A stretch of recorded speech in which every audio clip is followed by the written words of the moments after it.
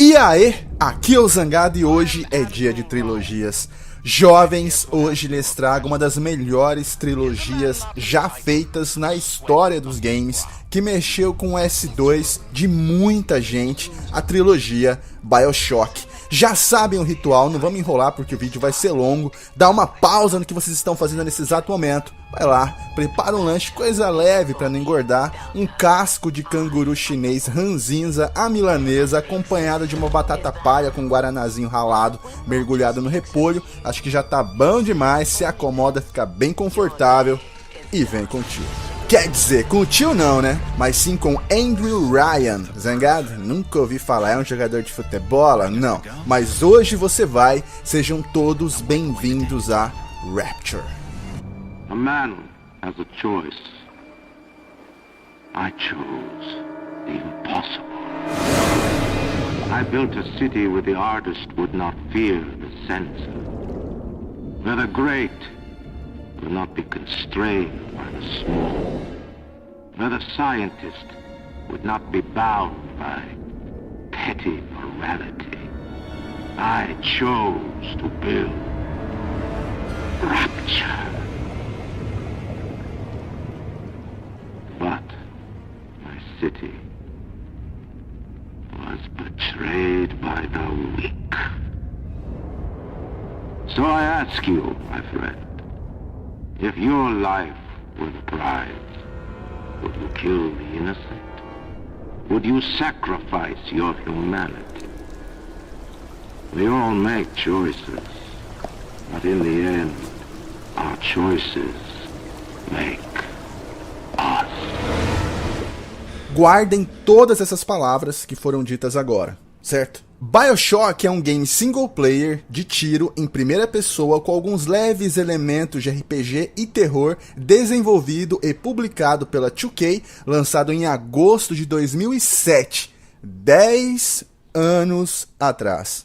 Dá pra acreditar? E em setembro de 2016 teve um remasterizado para a nova geração, trazendo novos visuais, mas nas primeiras semanas ele acabou apresentando uns problemas de performance, como queda de quadro, que era uma coisa que não rolava nos originais. O jogo crashava e tinha problemas com save. Updates vieram com o tempo, né? E vamos lá, começando pelo pré-enredo. Os acontecimentos que rolaram antes da nossa história realmente, de fato, começar. Os 3 jogos trabalham da mesma forma, sempre tem um pré-enredo que precisa ser explicado para não ficar soltas as informações e vocês entenderem de buenas. Para se entender BioShock, a gente precisa saber a história de Andrew Ryan, esse que é o principal responsável por tudo acontecer.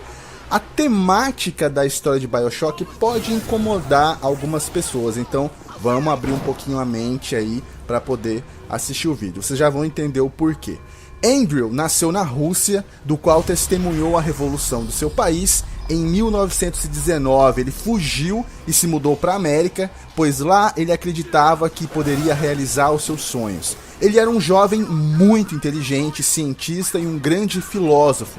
Ryan sempre foi de observar as ações dos humanos e com isso, cada vez mais, os desprezava. É só você assistir esses jornais que passam à tarde e só morre gente, estupra, sequestra, você também acaba desistindo da humanidade, é impressionante. Ryan era contra o socialismo, ele disse que não se esforçaria ao máximo para obter destaque entre milhões, para que suas conquistas fossem divididas por igual para pessoas que ele mesmo apelidava de parasitas, pois essas pessoas eram preguiçosas e amantes da ignorância. E só uma pausa aqui, aquele vlog que eu fiz alguns meses atrás sobre fama, eu cheguei a comentar sobre isso, o lance de amantes da ignorância, que vem crescendo cada vez mais no nosso Brasil.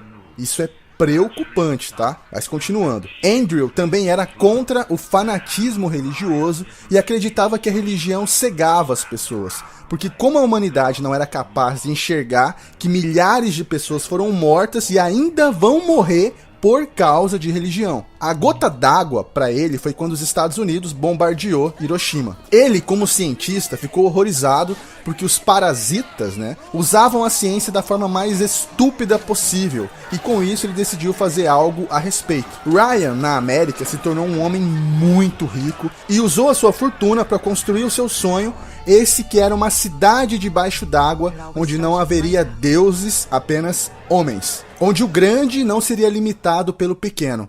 Esse último serve de exemplo para muitas pessoas. É tipo assim, quando uma pessoa vence na vida, ela não deve se sentir culpada pelos demais que não conseguiram. Humildade não tem nada a ver com quanto de dinheiro você tem no banco. Humildade tem a ver com a maneira que você trata as outras pessoas, como igual. Continuando, essa cidade iria se chamar Rapture, uma cidade submersa inspirada em Atlântida, e nela Ryan iria selecionar as pessoas que para ele eram as mentes mais brilhantes do mundo. Em 1946, a cidade foi concluída e desde esse ano até 58 foi exatamente do jeito que ele sonhou. Rapture ganhou um enorme poder econômico e político extremamente forte. Uma cientista alemã chamada Brigitte Tenenbaum descobriu uma lesma marinha que possuía um líquido viscoso que, se extraído e geneticamente manipulado, produziria células-tronco, podendo curar doenças e ferimentos gravíssimos. E não apenas isso, ele também ampliaria a capacidade física e mental da pessoa. Esse líquido foi batizado de Adan. Ryan criou parques temáticos, comerciais de TV, tudo para popularizar esse tal Adan.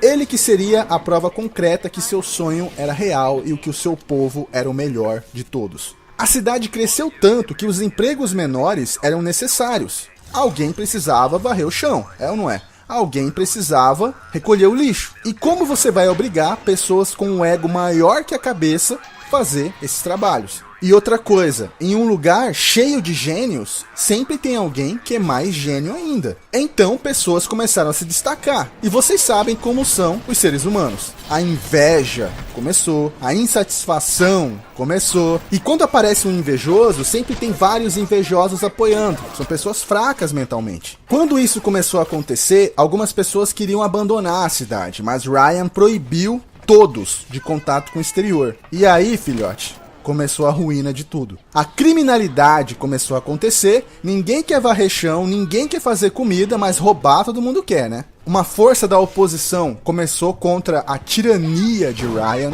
e uma guerra civil aconteceu e a cidade foi arruinada por completo. Sabendo disso, vamos para onde o game se inicia, que é no ano de 1960.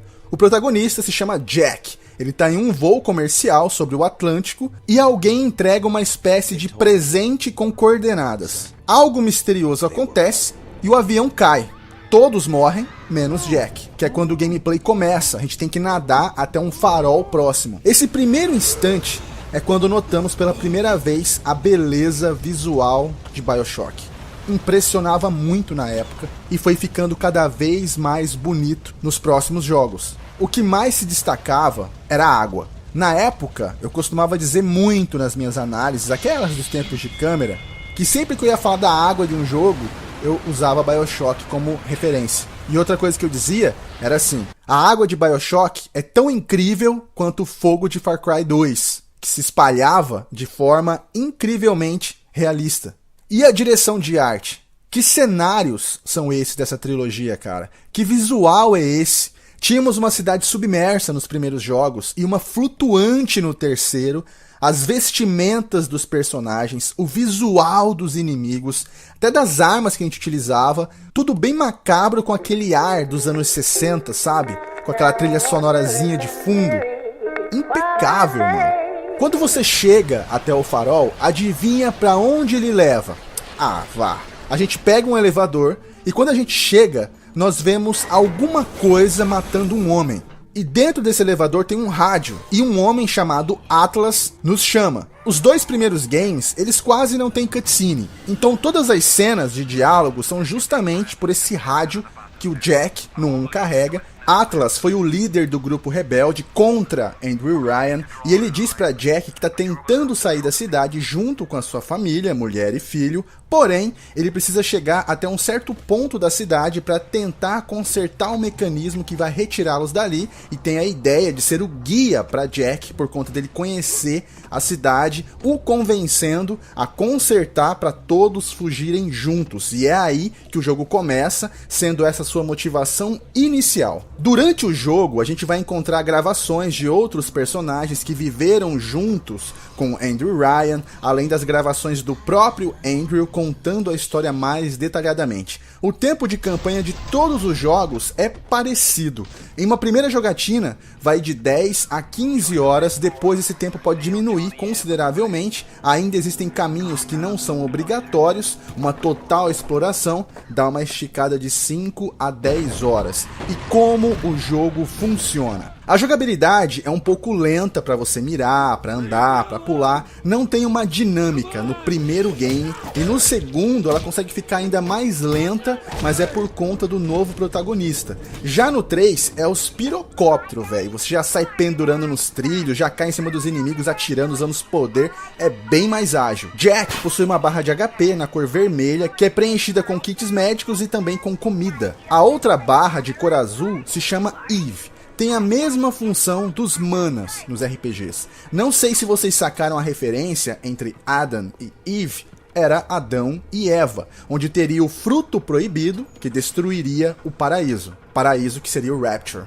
Da hora, né? Essa barra existe porque o Jack, conforme o jogo avança, ele vai ganhando poderes. Inicialmente ele recebe o poder Electrobolt, que como o nome já diz, envolve eletricidade. Em seguida ele ganha um poder de fogo, daí em diante os poderes que são chamados no jogo de Plasmids ou Plasmídeos, poderemos escolher qual ele quer dependendo do caminho que você vai seguir na sua história. Esse lance de caminho é porque poderemos tomar decisões pro bem ou pro mal, que vão nos guiar a diálogos e finais diferentes, porque o caminho é um só. Na cidade existem vários sistemas de segurança, câmeras, metralhadoras com sensores. Apenas os cidadãos são registrados e por isso não são atacados. Com isso, o jogo vai te trazer a opção de hackear, para que essas máquinas fiquem a nosso favor. Quando você vai hackear, aparece um minigame que você tem que resolver. Você pode hackear também as máquinas que vendem itens. Elas vão passar a vender os itens mais baratos para você. Ou seja, tem moeda, tem dinheiro no game. O arsenal é composto por 8 armas no total, entre elas pistola, 12, machine gun, crossbow, lança-granadas,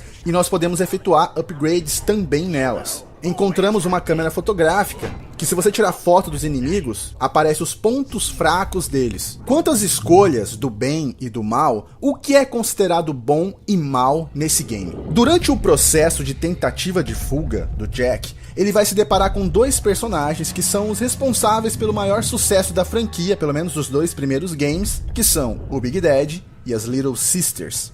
Papaizões e irmãzinhas. Todas as pessoas que usaram o Adam ficavam com esse líquido inserido em seus corpos para sempre. Então, a doutora quis criar uma maneira de resgatar esse Adam para poder reutilizá-lo, porque as lesmas não produziam o suficiente para se comercializar. Após alguns testes, ela descobriu que se ela inserisse esse parasita dentro de crianças do sexo feminino, ela seria capaz de produzir o Adam em larga escala, assim comercializando. E essas crianças poderiam beber o Adam dos cadáveres e reaproveitá-los. E foi em cima disso que surgiu a ideia das Little Sisters, menininhas que saíam pela cidade procurando por cadáveres, dos quais elas chamavam de anjos, extraindo o Adam de dentro deles e bebendo no mesmo instante. Andrew Ryan começou a sequestrar essas meninas de seus lares e as levarem para os orfanatos escondidos para utilizá-las nesse projeto. O problema é que a cidade estava a um passo das ruínas e as pessoas estavam obcecadas por poder.